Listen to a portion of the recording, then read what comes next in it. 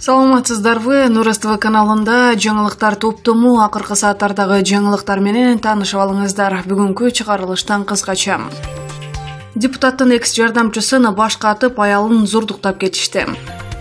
Матраимовдор байлыктарын өлкөдөн чыгарып жатабы?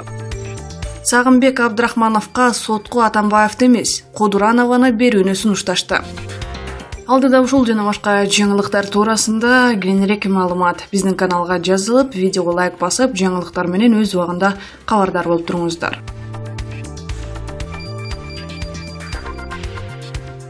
Ар бир экономист жана финансисттин күн сайын аткарган иши өлкөнүн бүгүнкүсү жана келечеги үчүн маанилүү. Мындай пикирди президент Сооронбай Жээнбеков финансы чөйрөсүнүн кызматкерлерин кесиптик майрам менен куттуктоосунда билдирген. Урматтуу Кыргыз Республикасынын финансы жана экономика чөйрөсүнүн кызматкерлери, сиздерди кесиптик майрамыңыздар менен финансы жана экономика кызматкеринин күнү менен куттуктайм. Өлкөнүн туруктуу экономикалык өнүгүшү, мамлекеттин ресурстарын натыйжалуу башкаруу жарандардын бакубат турмушунун негизи болуп саналат. Диверсификацияланган тең салмактуу түзүмү бар. Атаандаштыкка жөндөмдүү экономиканы түзүү үчүн жагымдуу инвестициялык чөйрөнү орнотуу милдети турат. Инновациялык жана жаратылышты сактаган технологияларды кеңири ишке киргизүү, ошондой эле менчик укуктарды коргоонун ишенимдүү системасын өнүктүрүү боюнча иш-аракеттерди активдештирүү зарыл. Финансылык ресурстарды ачык айкын, рационалдуу жана натыйжалуу башкаруу мамлекеттик саясаттын артыкчылыктуу багыты болуп саналат. Бул максатта жасалып жаткан экономикалык реформаларды ийгилиги ар бириңиздин ак ниет эмгектериңиздерге байланыштуу болот. Ар бир экономист жана финансисттин күн сайын аткарган иши өлкөнүн бүгүнкүсү жана келечеги үчүн маанилүү. Сиздердин кесипкөйлүк, талыкпас жумушуңар алдыга койгон максаттарга жетип, экономиканын туруктуу өсүшүн жана финансы системасынын натыйжалуу ишин камсыздайт деп ишенем. Сиздерге бекем ден соолук, үй бүлөлүк бакыт, ийгиликтүү жана жемиштүү иш каалайм деп билдирген өлкө башчысы.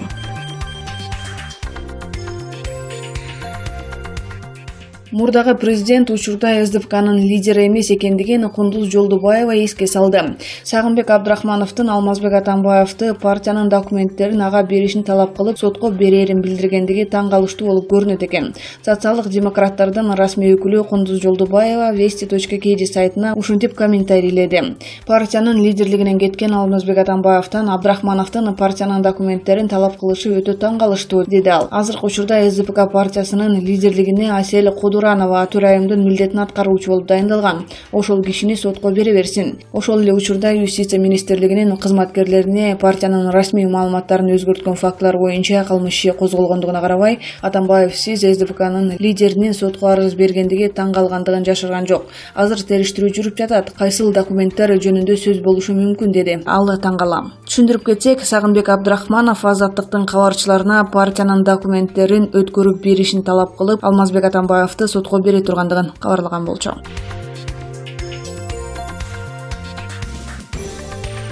Мыйзамдагы ууру Азиз Батукаевдин ишин иликтөөнүн алкагында камакка алынган дарыгер Эмиль Макимбетов ден соолугуна байланыштуу номер 47 абакка которулду. Бул тууралуу улуттук кыйноолорду алдын алуу борборунан билдиришти. Маалыматка ылайык, дарыгердин кан басымы көтөрүлүп, дарылануу үчүн СИЗО-1ден номер 47 абакка которулган. Азырынча кайра качан СИЗО-1ге жөнөтүлөрү белгисиз. Окуянын чоо жайы жөнүндө маалымат берип өтсөк, 16 майда Батукаевди мыйзамсыз бошотуу боюнча мурдагы саламаттыкты сактоо министри Динара Сагинбаева менен жазаларды аткаруу мамлекеттик кызматынын төрагасынын мурдагы кеңешчиси Калыбек Качкыналиев СИЗО-1ге киргизилген. Ага чейин Батукаевдин иши боюнча дарыгер Эмиль Макимбетов жана лаборант Ирина Сапова камакка алынган. Анан кийин дагы 3 дарыгердин бул иш боюнча баш коргоо чарасы каралып, тергөө абагына киргизилген. 21 майда мурдагы вице-премьер-министр Шамиль Атаханов дагы кармалып, 26 июнга чейин камакка алынган. Ошол кездеги башкы прокурор Аида Салянова 4 июнда кармалып, 26 июнга чейин камакка алынган.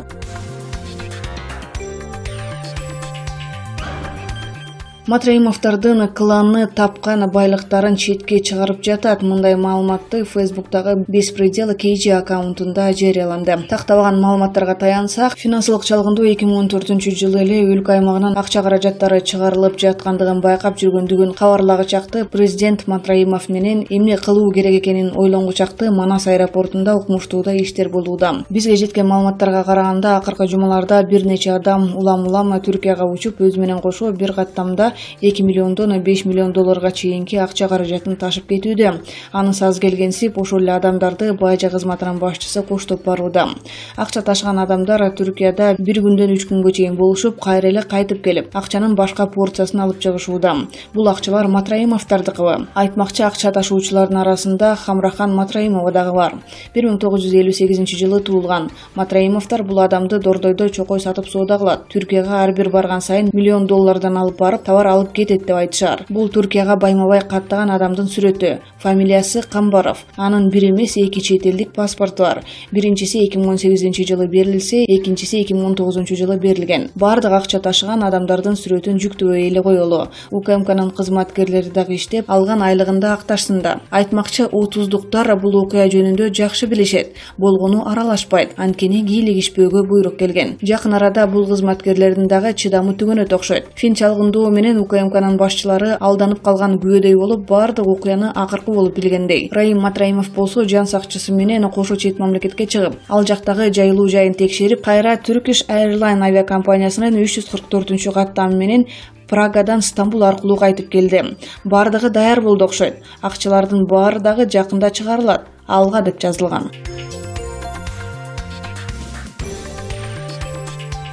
Өкмөттүн Чүй облусундагы өкүлү Туйгуналы Абдраимов Азаттыктын 2-1 берүүсүндө маек куруп жатып, Төмөнкү Орук айылындагы кабарчы кыз менен болгон окуяга комментарий берди. Мамлекеттик кызматкер катары бул окуядан кандай сабак алдыңыз деген суроосуна ал журналисттерге интервью берүүдөн дагы деле карманып жаткандыгын айтты.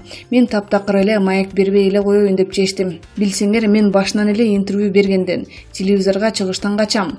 Коомдук саясатчы болгум келбейт. Мен тынч эле эл үчүн иштегим келет. Эми микрофонду көргөндө токтобой качайын деп атам деп билдирди ал. Абдраимов өзү сөз айткан кабарчы кыздан журналист катары эмес, кыргыздын кызы катары кечирим сурашы мүмкүндүгүн айтты.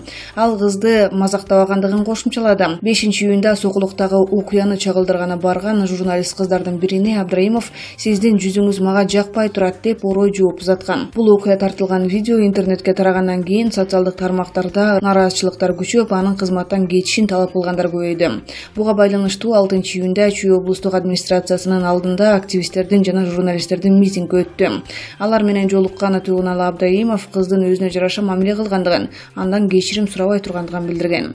Коомчулуктагы нааразы пикирлерден улам премьер-министр Мухаммедкалый Абылгазиев өкмөттүн Чүй облусундагы өкүлү Туйгуналы Абдраимовдун аракеттерине баа берүү маселесин карай тургандыгын 6-июнда анын басма сөз кызматы билдирди.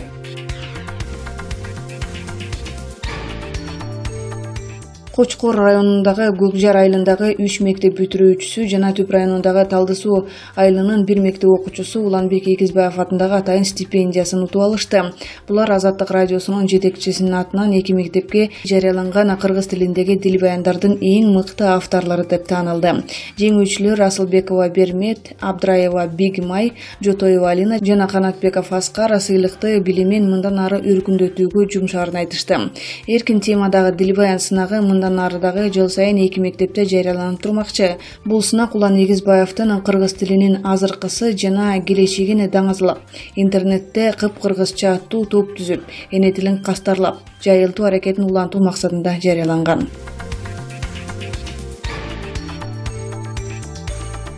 Россияда Ростов-на-Дону шаарында мыйзам чыгаруу жыйынынын депутатынын экс жардамчысы 37 жаштагы Михаил Баклановду башкатып, андан соң аны бычактап кетишкен. Ошондой эле кылмышкер анын аялын зордуктаган. Бул тууралуу газета.ру кабарлады. Мыкаачылык менен жасалган кылмыш ишине шектелип каза тапкан адамдын 32 жаштагы досу кармалды. Ал сурак маалында Михаил Баклановду 2 рет башкаткандыгын, андан соң бир нече рет бычак менен башка сайгандыгын мойнуна алды. Мындан соң кылмышкер досунун 31 жаштагы аялын зордуктап кеткен. Жергиликтүү маалымат булактары берген кабарга таянсак, окуя 1-июнга караган түнү болгон. Эки дос жолугуп бир аз ичкенден кийин Бакланов досунан эски карызын доолаган. Ортодо чатак чыгып, бири экинчисин өлтүргөн.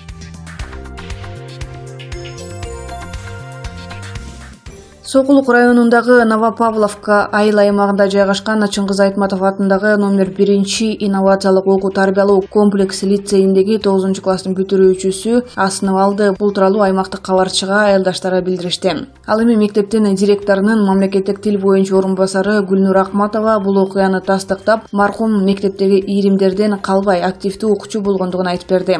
Окуя ушул жылдын 3-июнунда болгон. Маркум 9 класстын сынактарын тапшырмак. 3-июнь күнү биринчи сынагын тапшырганы мектепке келмек. Ошол таңда бул каргаша болуптур. Түнкү саат 4-төргө чейин телефондон кимдир бирөө менен сүйлөшүп отурган экен. Таенесинин айтымында үйүндөгүлөр ал асынып алган жип каяктан келгенин билишпейт. Алдын ала даярдалган окшойт. Телефону дагы өчүк экен. Ал телефонун каяка койгондугун таппай жатышат. Саат 4-төргө чейин телефонду чукулап, андан кийин асынып алган окшойт. Эртең менен таңкы саат 6-ларда көрүшүптүр.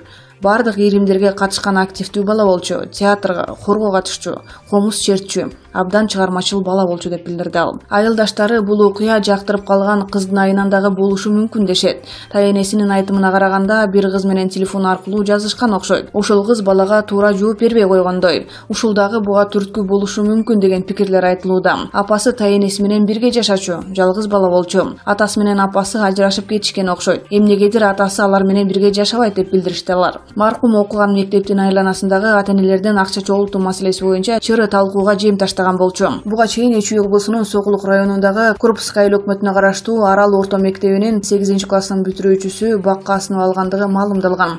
Окуя 5-июнда айт күнү болгондугун мектеп директору Элмира Асангулова тастыктап, маркум элпек, бир мүнөз кыз болгондугун белгиледи. Социалдык абалы канааттандырарлык эмес, батирден батирге көчүп жашагандыктан биздин мектептен кетип, кайра келип окуп жүрдү. Сынактарын жакшы тапшырган. Классташтары менен мамилеси жакшы, бирок өтө жакын дос кыздары жок болчу. Өзү бир аз түн кыз эле. Бир нерсеге жумшасаң элпек, чыйырак, ак көңүл болчу. Биз ага жардам берүүгө аракет кылчубуз. Апасы аны сабактан көп алып калчу. Мен жумуштан кетип жатам. Баламды карап турсунчу дечү. Ортодо мектептен такыр эле чыгарып алууну дагы көздөп жүрдү. Бирок биз окутуу керектигин айтып, түшүндүрүп келгенбиз. 30 майда эс алууга кетти. Ошон менен мектептен көргөн жокпуз. Кечээ бул кабарды угуп жаман абалда болдук. Биздин мектепте буга чейин мындай окуялар болгон эмес деп билдирди ал. Ал эми айылдаштарынын айтымында аны үйдөгүлөрү айттап жүрөт деп ойлоп отура беришиптир. Атасы менен жашашпайт окшойт. Аны көп көрбөйбүз. Апасы эптеп иштеп, балдарын багып жүрөт. Ошол күнү үйүнө айттап коноктор келген экен. Алар келип дастарканга отурганда эле кыз сыртка чыгып кетиптир. Ошон менен апасы үйүндөгүлөр маркум кызды айттап жүрөт деп ойлоп отура беришкен экен. Көрсө короодогу бакка асынып алыптыр. Ал асынууга даярданыптыр деп дагы айтышууда, деди айылдаштары. Маркум үй бүлөдө 4 бир туугандын улуусу болгон.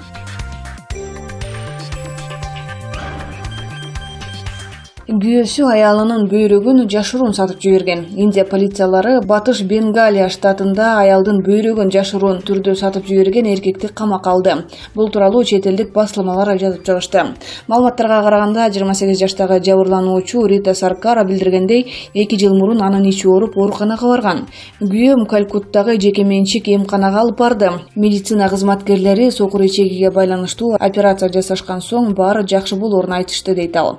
Бирок операциядан кийин ал күн сайын катуу ооруй баштаган. Күйөөсү аялына операция жасалгандыгы тууралуу эч кимге айтпоого тыюу салган. Ошондой эле дарыгерлерге дагы жөнөтпөй койгон. Акыры 3 ай дегенде аялды дарыгерге туугандары алып барган. Ошондо гана дарыгерлер Ританын бир бөйрөгү жок экендигин айтышкан.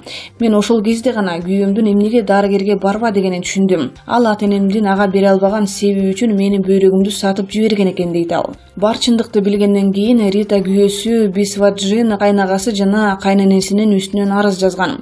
Күйөөсү 5 февраль күнү камакка алынган. Алар бөйрөктү бизнесменге саткандыгын мойнуна алышкан. Белгилүү болгондой, Рита 12 жыл бою күйөөсүнүн туугандары артынан келген септин аз экендигин айтышып, ушул күнгө чейин күн көрсөтпөй келишкен.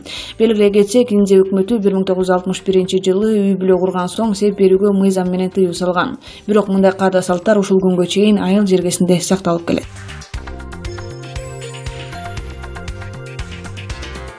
Бүгін 7-июнда депутат Зарылбек Рысалиев Кримтөбөл Азиз Батукаевтың мыйзамсыз бошотулушу боюнча Ички иштер министрлигинде сурак берүүдө. Бул тууралуу Супер Кейджи порталына өздүк булактар билдирди.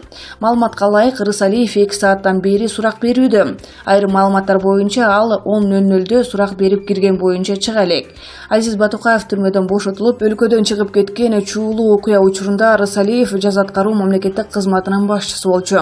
Окуянын чоо жайы туурасында маалымдап өтсөк, 16 майда Батукаевдин мыйзамсыз бошотуу боюнча мурдагы саламаттыкты сактоо министри Динара Сагимбаева менен жазаларды аткаруу мамлекеттик кызматынын төрагасынын мурдагы кеңешчиси Калыбек Качкыналиев СИЗО 1-ге киргизилген. Ага чейин Батукаевдин иши боюнча дарыгер Эмиль Макимбетов жана лаборант Ирина Цапуова камакка алынган. Анан кийин дагы 3 дарыгер бул иш боюнча баш коргоо чарасы каралып, тергөө абагына киргизилген.